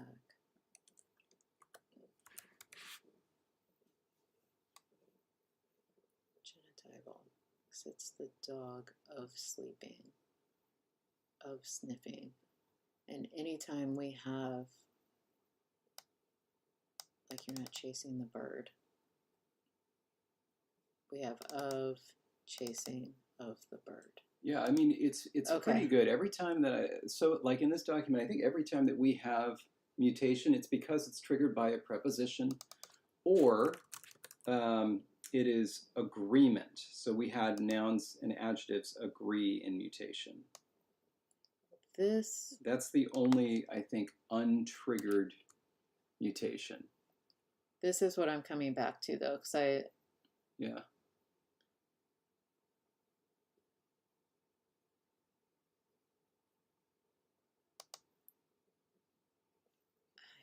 So at this point, if we do, we need to talk about this. Yeah, we do. But also... And we need to talk about this. Ooh, that's a bad purple choice to make it stand out. I'll be real bright about it. There we go. Yeah, and we have our poll. We've got 13 minutes. I think that we should do this. So so if we go back to this theory, right, of serial verbs, the idea is that the dog, essentially, it's like the dog picks out hua and it picks out kol and is technically treating them the same and has the same function for both verbs. And so then my idea was, well, if it's the Brahm, of the sniffing and the thing, then it's for both verbs. So it should be a vuf, or I guess it would be ahol. I don't remember if K palatalizes, does it? It does. So it would be... K does and Q does not. So yeah, it depends on its protoform. Well, we had an example up there where we were erroneously doing it. So yeah, it would be a vuf, shol. And that would be the Brahm of sniffing, of catching, and then it shouldn't be vu, it would be of the mouse. So this should, no matter what, be ayuhu. Not necessarily. Not necessarily. That's this is one option here. So let's keep that there, and then for our... Okay, so one option is Brabram e vaf e a shul I uhu, which is what that and this I'm gonna put the for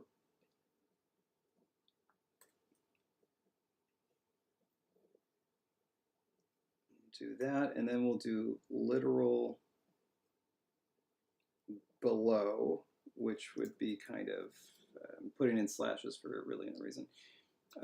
Chase the dog of sniffing, of catching, of the mouse.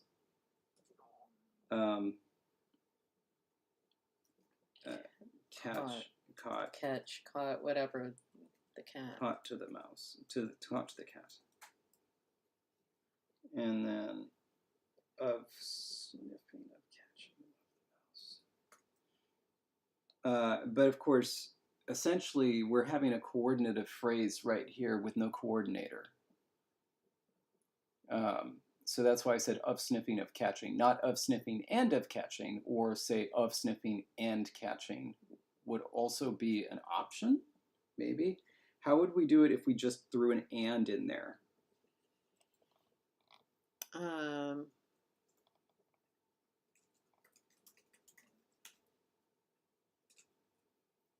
I would guess it would be, would we want an and then, hey, or bo, which is and also?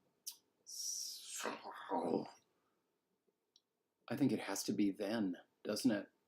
Because it's to catch, yeah. Yeah. So it's chasing and then caught it, finished it. Hey, and that doesn't trigger anything. No. No. Okay. So,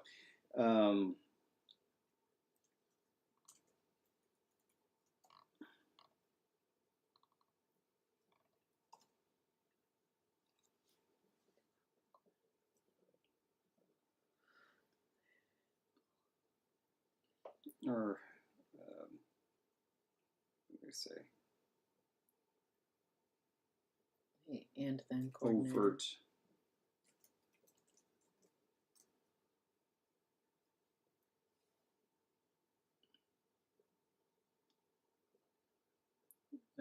Yeah, no, absolutely, Logan. Not having a coordinator is an option because this is the confluence of coordination and serial verb constructions.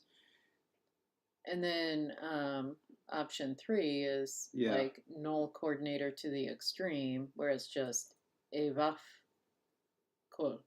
And so a null cool. coordinator, and what I call this is essentially a clause reset. So, in other words, with the clause reset, this thing is nominalized. This thing is not. The dog of sniffing caught to the mouse. And then we get the wuhu. Okay. Yeah. So that's why I said not necessarily with the v. So it's really bizarre because we have what was I going to say? We have null nominalization, right? Or zero nominalization. So all of these single, very small verbs without any change can be interpreted as either a verb or a noun. And so it's like, it's weird because in options 1 and 2, these are both nominalized verbs. And these are both nominalized verbs. But in this one has to be a noun. And this one has to be a verb. And I don't like that in option 3. And here's why. It's because while we embrace ambiguity in this language, and we really do, I think strategies that lead to garden path ambiguities all the time would end up being less preferred by speakers. So that even if it were an option at some point in the language to use this strategy to do this thing, eventually speakers just started doing the other strategies that were slightly less ambiguous. And the reason I say that is because this is going to happen a lot where you are going to get this kolvuku kolwe thing, where it's like, where's the kol operating? Is it with the hua or is it the vaf?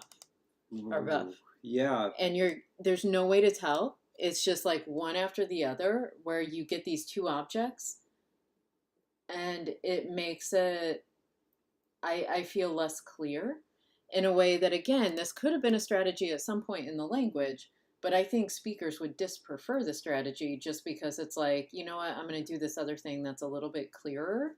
Yeah. Where I'm either going to coordinate these two units or get this, this whole little thing going. Yeah. I honestly feel like the overt coordinator is where.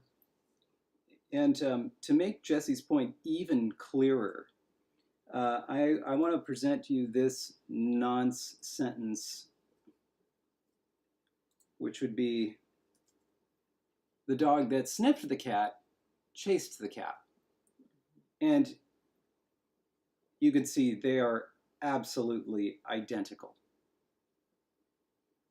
And it's just far more confusing than if there was some difference between those. And so, yeah, I am absolutely 100% right on board with you. So And the reason I'm leaning towards option 2 is partially because I know It's we're going to different. get to the lie situation where we may get I, siol, I, uhu, where Mm-hmm. at the very least, if we needed to do it here, we would get I, hey, kul, and we would get that hey instead of another I. Right. And I know that that's silly to make a decision based on one verb, but because it happens with that one verb, it's going to happen somewhere else. Not with I necessarily, but with something where it's like just having a sort of a different kind of reset. Yeah. where what we're saying is we've got this. However, I will say we are treating these as nouns. Yeah. Let's go back up. Coordination with nouns is different.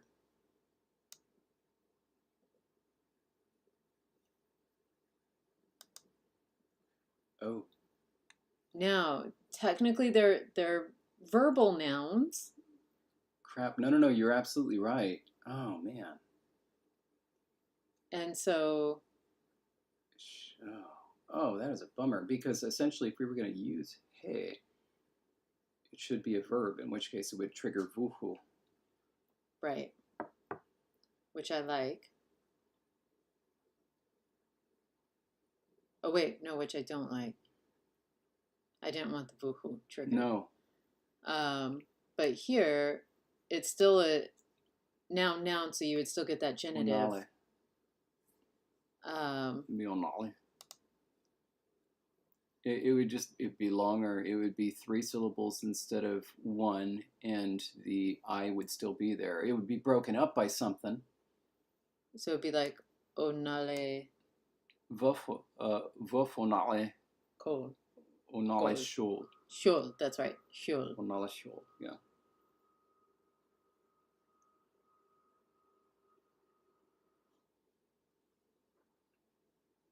Man, I don't like that as much. But it's hard because it's like this coming from essentially at the side of, Mm-hmm. it does not make sense to use that coordinator between two, essentially just thinking of them as participles, right? Yeah. Names. It doesn't make sense for it to be like It doesn't. of the sniffing at the side of catching. Yeah. And so it makes more sense to use this, in which case it's not just full clauses, it's any verbal constituent being joined is going to take the hey or the bo, even if it's a nominalized verb. And like that makes more sense to my brain. To say that these have to be straight up nouns. Like they got to be nouns to use this construction. Anything else, even if it's being treated syntactically as a noun, as the object of a preposition, if it is a verb at heart, if it's an ing word, it's going to take this kind of coordination. It's hard to have the interpretation in that circumstance that it would actually be a nominalization rather than a verb, but I'm willing to just fudge it.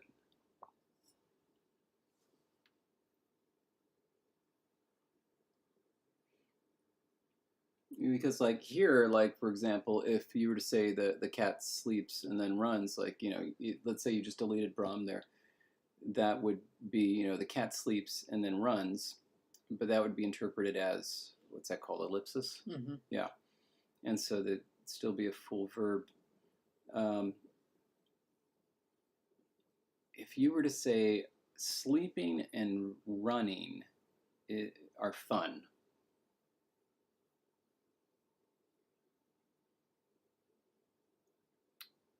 Actually, I feel like you should be able to do both.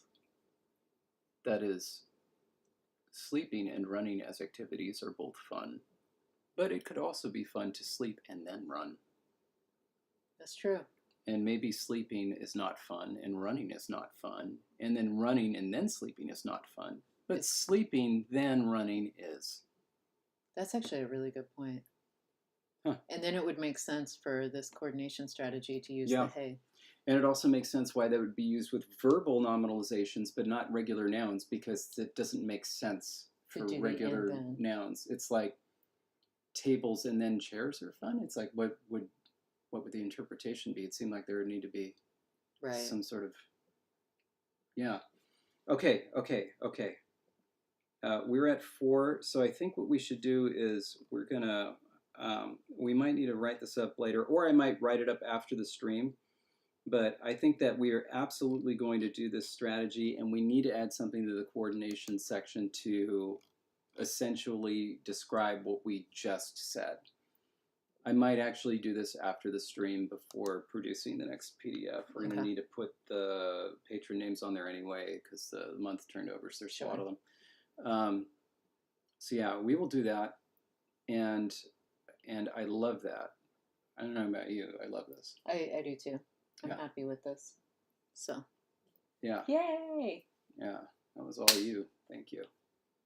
Ooh, yay! All right. Do you get the stopper? On the YouTube stopper? Stop streaming? Oh, I guess I do. Well, thank you all for being here. Happy August. If you're a patron, we do have a new podcast episode that just dropped. Oh yeah, the new August calendar. And so that's out, and yeah, hope you all have a wonderful week. All right. Stay grammar, everybody. Bye.